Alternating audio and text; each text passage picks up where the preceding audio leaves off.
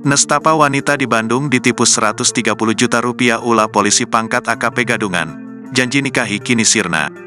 Polisi menangkap terduga pelaku penipuan bernama David Haidar Pratama 26 tahun yang membuat korbannya merugi sampai ratusan juta rupiah. Saat memperdaya korbannya, David diketahui berpura-pura menjadi polisi. Kapolres Kota Besar Bandung Kombes Budi Sartono mengatakan polisi Gadungan ini mencari korbannya lewat aplikasi kencan online. Kepada korbannya, David mengaku bernama Atenus Felix dengan pangkat AKP dan berdinas di Bareskrim Polri.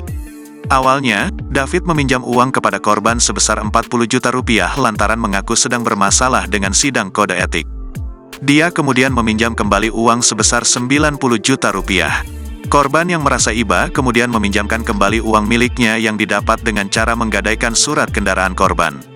Setelah dipinjamkan kedua kali itu, tersangka tidak bisa dihubungi. Korban melapor ke Polsek Regol dan tim Polsek Regol berhasil menangkap pelaku, ucap Budi dalam konferensi pers di Markas Kepolisian Sektor Regol, Rabu, tanggal 6 Maret tahun 2024.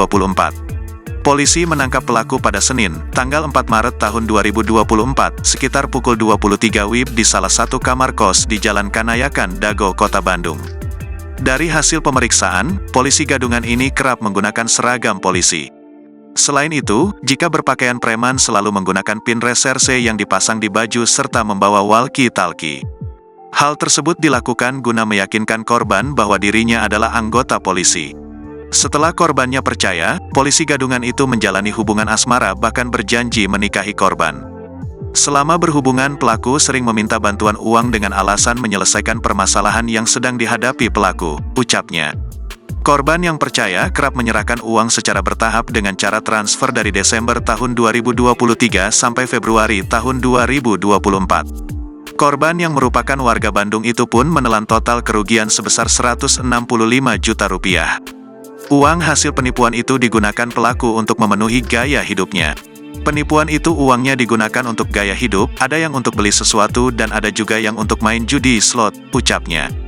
Lanjut Budi, atribut kepolisian itu didapatkan pelaku dari toko daring. Polisi juga mendalami penipu tersebut ternyata pernah beraksi di Sukabumi. Dari kamar kosnya, polisi mendapati barang bukti yakni seragam Polri dengan atribut lengkap, rompi hitam, kaos polisi, pis reserse, walkie-talkie, korek berbentuk senjata api, kartu kredit dan bukti chat percakapan korban dan pelaku.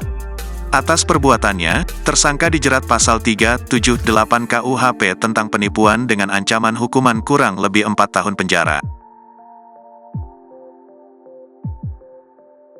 Download Tribun X sekarang, menghadirkan lokal menjadi Indonesia.